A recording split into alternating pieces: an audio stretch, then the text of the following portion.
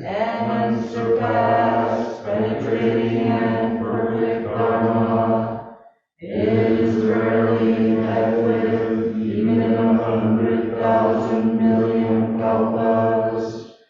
Having it to see and listen to, remember and accept, I vow to taste the truth of the Tathagata's words. Good morning, everyone. Good morning. Sorry, I've been having this allergy throat thing, not COVID. So this morning, so I know I was supposed to provide a title for Facebook and like a quote, but I have no time. So anyway, yeah, Friday night, I finally decided on a topic and wrote this, but hopefully, I think we'll get through it. I think I got my homework done at the very last minute. So what I want to talk about today is Tokeiji Temple in Japan. This is really interesting. In fact, it's another one of those topics that I'm reading along, and I'm like, what? It's kind of amazing. So Tokeiji Temple, just a little background. It was founded during the shogunate period in Japan, where there were basically two ruling entities, the imperial family and the shogunate. And this all dated from about 1185 to 1868. Okay? So the emperor is the heavenly sovereign. And I'm probably getting a lot of this wrong. I'm just going to tell you I'm not a Japanese history expert. I'm pretty sure that if we had a Twitter, it would be filled up right now with like people correcting me. But the shogun is the head of the military. And the shogun himself is like a figurehead, basically. He's got all of these other guys who hold other offices, and they're kind of like military generals who are the functional leaders and rulers of Japan at this time. Okay. The emperor also is pretty much a figurehead. He's the head priest of the Shinto church. Okay. So Tokeiji Temple was a Rinzai convent, which was founded in 1285. And it was founded by a woman named Kakusan Shido. And she was the widow of Hojo Takemune. So he was the shiken, or the regent of the shogun. And he was a really powerful guy. He was the leader of the military forces that drove back the invasion of Kublai Khan, right? The Mongol invasion. He's the guy.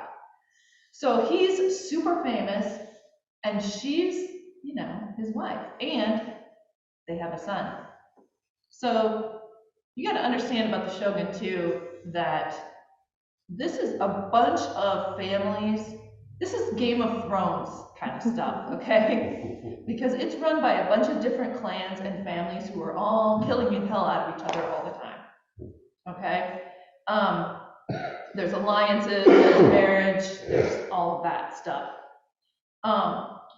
But Hojo Takemune is known as, the Mongol invasion, but he's also known for supporting Zen Buddhism. And sorry.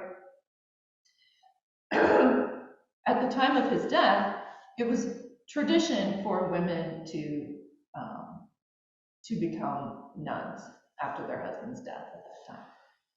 So the first thing that happened, pretty much upon his death, was that their son, who was going to inherit that title of shiken, pretty much had all of the members of Kakusan Shido's birth family killed to prevent them from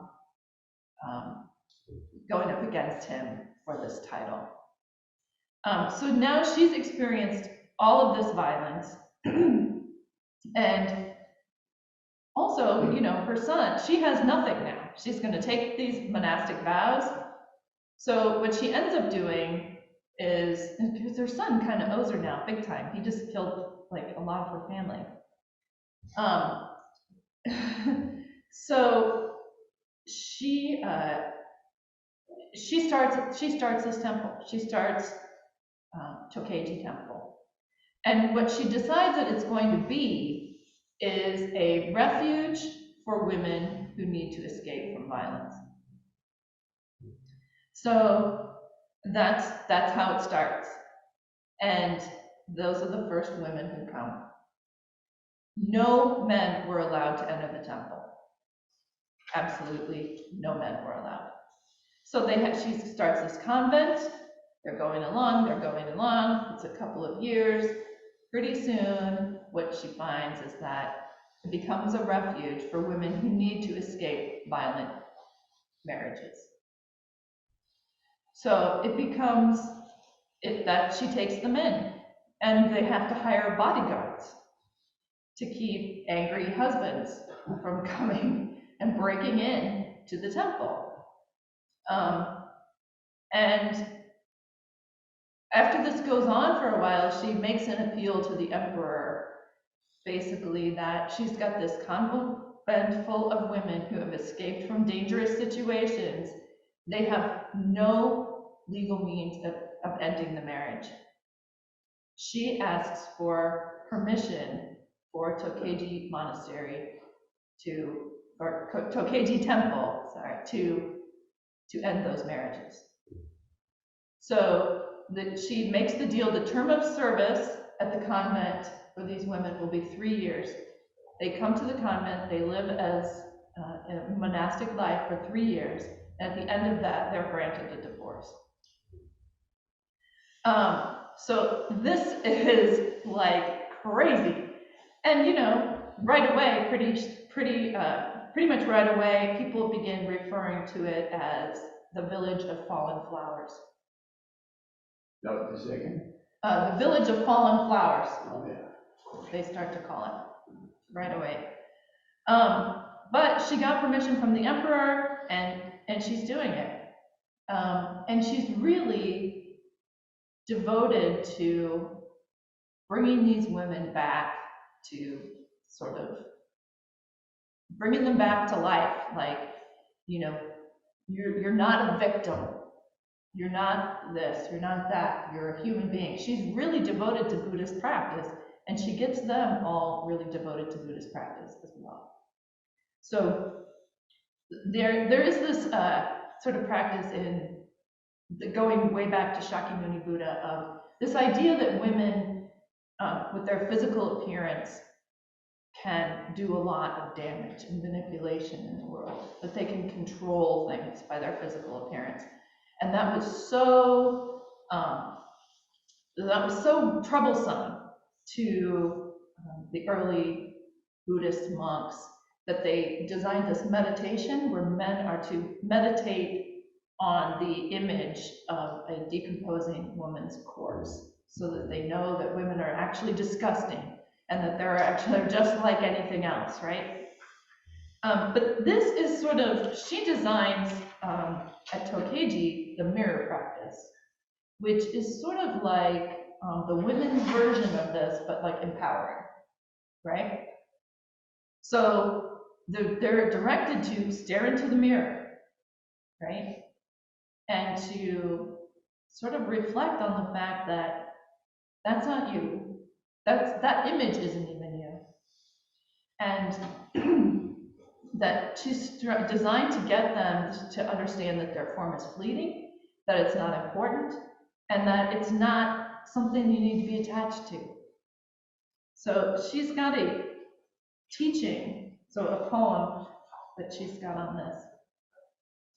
So her teaching specifically, this is the recorded teaching, is this poem.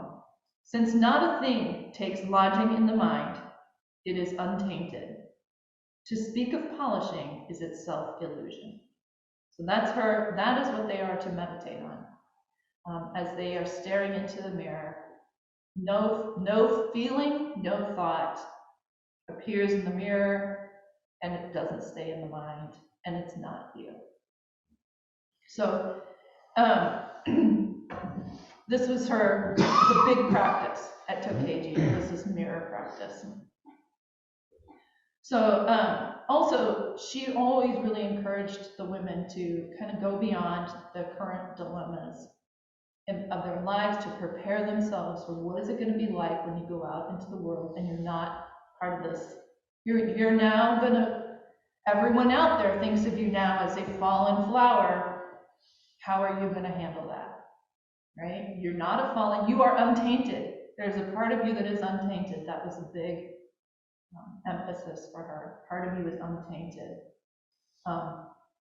And you know, don't attach to yourself as being a victim of this in this situation. There's always a part of you that's untainted. And so she did this and was eventually granted Dharma transmission. And so that was in 1304 that she was granted Dharma transmission. And of course, that wasn't really a thing for many women at that time. And the monk who was the guy in charge of all the novice monks decided that he wanted to challenge her transmission. So at the ceremony, he begins to question her. And it's just like,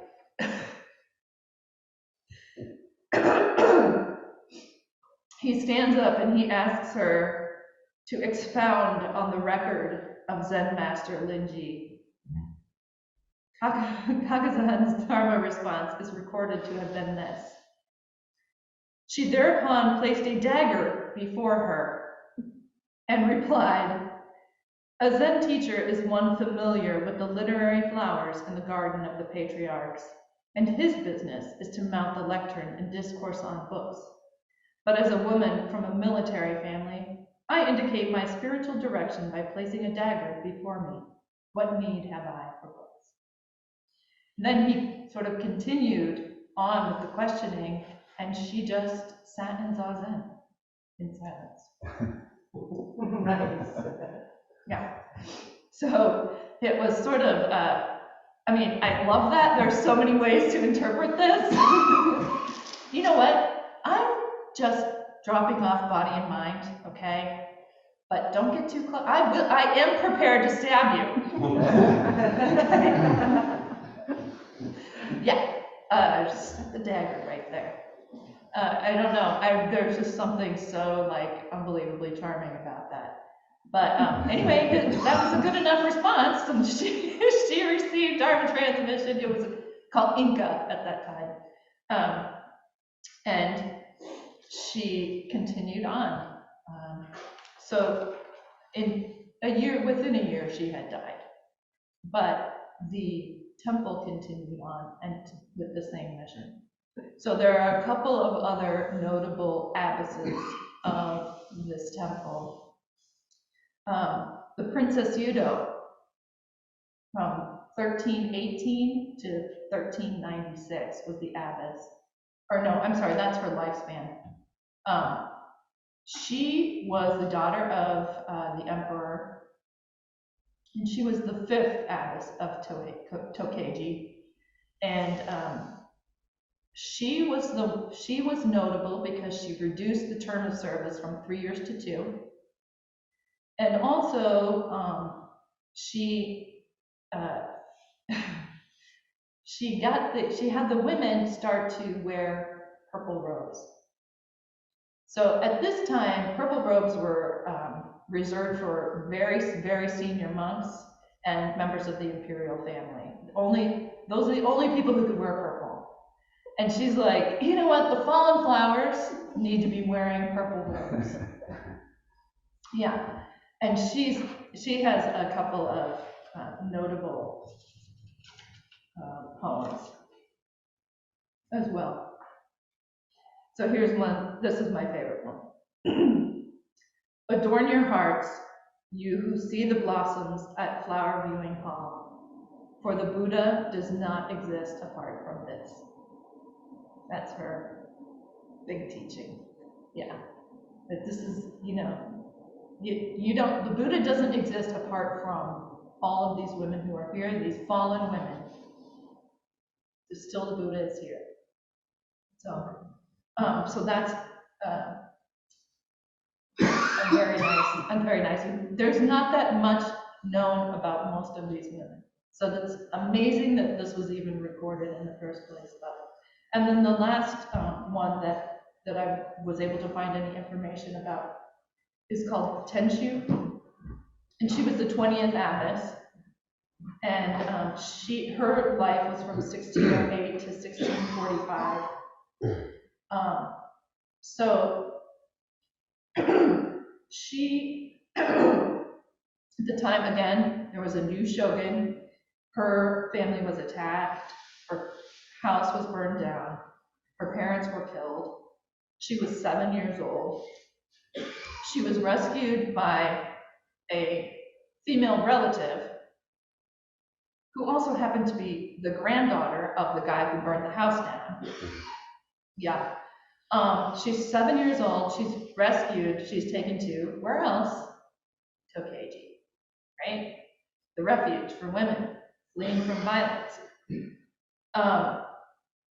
So the shogun at that time, because she's just a little girl, he spares her life on the condition that she spends the rest of it at Tokeiji, which she agrees to do.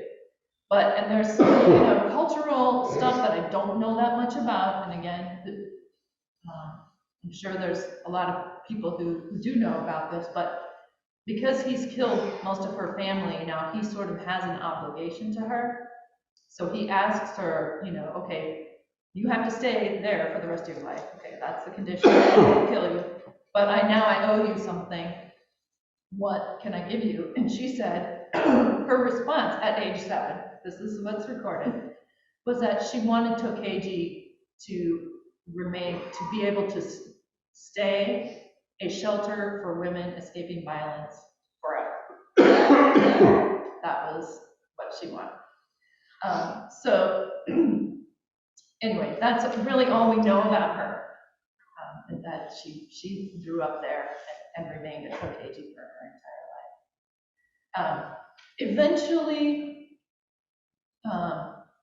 so this is really being run by women from the upper classes, from these military, like imperial women and women from the shogunate clans.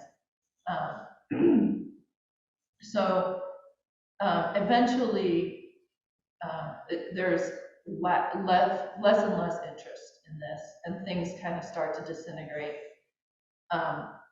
And the shogunate ends in 1867, and the temple becomes just a regular Buddhist temple.